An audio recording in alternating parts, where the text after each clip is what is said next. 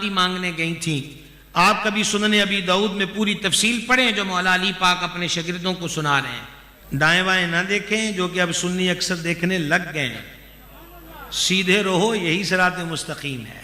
مولا مرتضیٰ کی خدمت داری بھی پوری، شہزادوں کو کھلانے پلانے اور تربیت کی ذمہ داری بھی پوری، ساری رات مصلی کی حاضری بھی پوری. میں اپنے پوری عقیدت میں، اور ہم عقیدت جہالت والی عقیدت کے قائل نہیں ہیں، سرت اعلیٰ حضرت ہیں.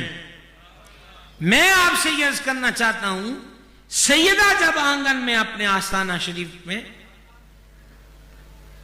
صفائی کے لیے جھاڑو اٹھاتی ہوں گی، خدا جانے کتنی حوریں بے قرار ہوتی ہوں گی. کیا کہیں آپ سے. اور یہ میں نے کہا نا، او بھائی سیاستہ میں حدیث پاک کے جنتی بندے کو اگر اس کی بیوی دنیا میں ستائے تو اس کی وہ بیوی جو جنت میں حور اس کی بیوی ہوگی، وہ ادھر سے جھانک کے کہتی ہے اے اللہ تینوں قتل کرے، کیوں اس کو ستاتی ہے، یہ تھوڑے دنوں کا مہمان ہے، پھر ہمارے پاس آ جائے گا.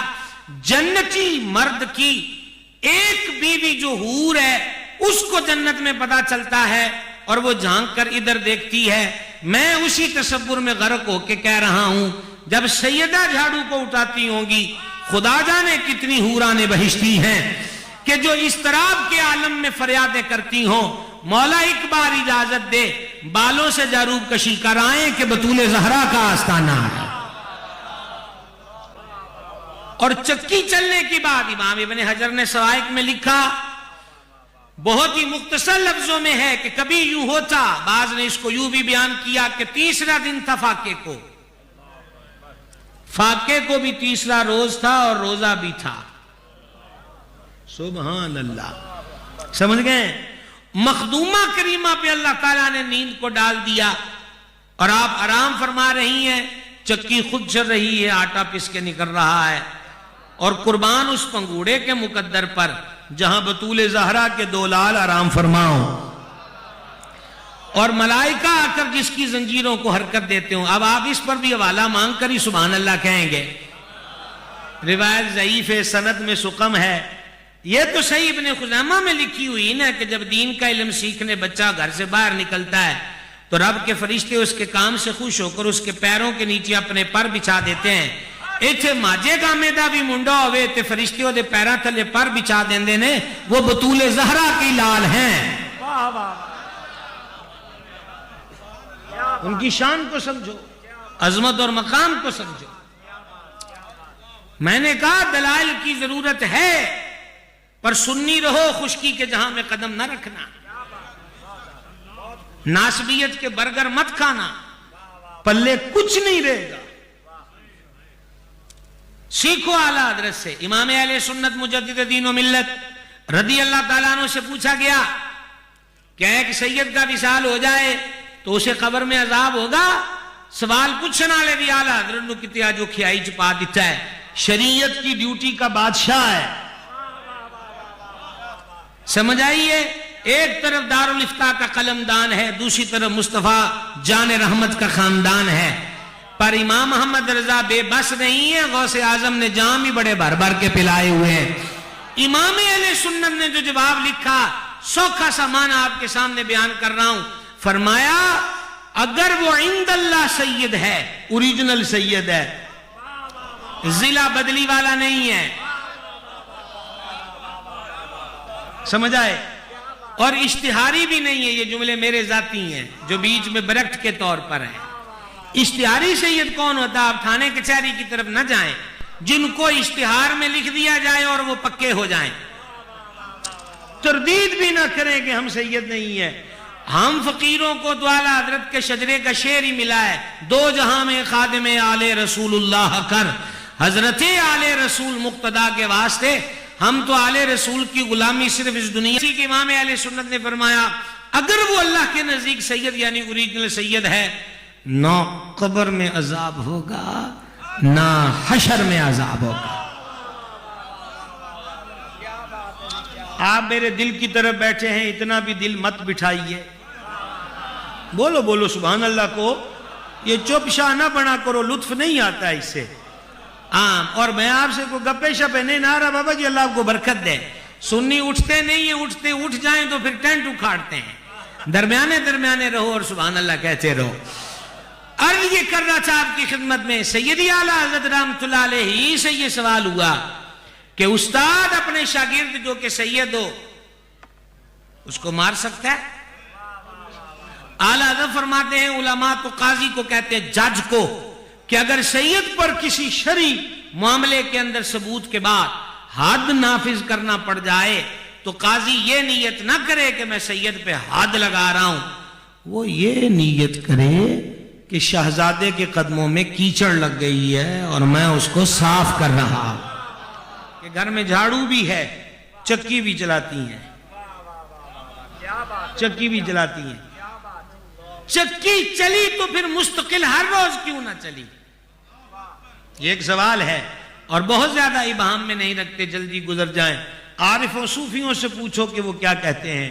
وہ کہتے ہیں مخدومہ کی ذات کو سید عالم علیہ السلام نے امت کی ہر بیٹی کے لیے رہنما بنا دیا. کیا یہ حدیث صحیح بخاری شریف کی پہلی جلد میں نہیں ہے کہ حضور علیہ السلام نے فرمایا اللہ کریم نے مجھ کو زمین کے خزانوں کی چابیاں عطا فرمائیں, یا یہ فرمایا اللہ تعالیٰ نے مجھ کو زمین کی چابیاں عطا فرمائیں؟ اور یہ حدیث مسند احمد میں نہیں ہے کہ رب کریم نے مجھے ہر چیز کی چابیاں عطا فرمائیں؟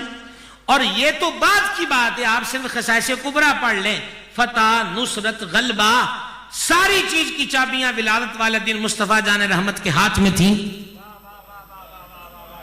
کیا یہ حدیث میں نہیں ہے کہ فرما ہم چاہیں تو پہاڑ ہمارے ساتھ سونے کے بن کے چلیں؟ تو پھر مخدومہ کو مختصر جہیز کیوں دیا؟ سمجھ آ رہی ہے؟ بغیر کسی ڈر خوف کے سیدھا کہتا ہوں, جنت کے مخملی گدے زمین پہ اترتے, وہاں کے جملہ ظروف اور برتن حاضر کر دیے جاتے.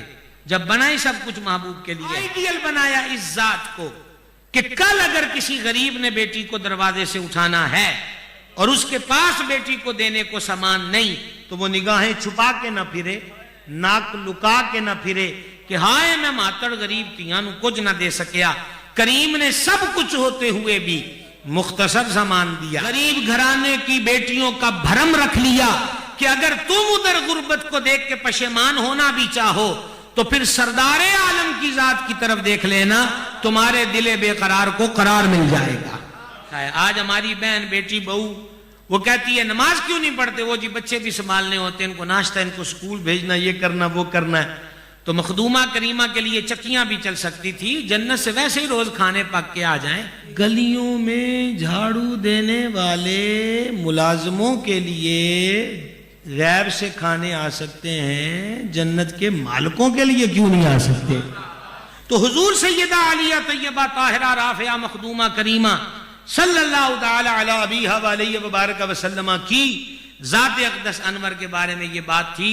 بطول پاک کا نام لے کر فرمایا کہ بطول میری شجر ثمردار ہے, بطول میرا پھل والا درخت ہے, بطول ہمارے فیض انوار نسبت خون مبارک خاندان سارے معاملات کے اندر وہ شاخ ہے جس پر پھل بھی ہیں پھول بھی ہیں, اور ایسے پھول کھلے ہیں کہ کبھی داتا گنج بخش, صابر پاک, نظام پاک, خواجہ معین الدین, اس نسل کو کوئی مٹھا نہیں سکتا.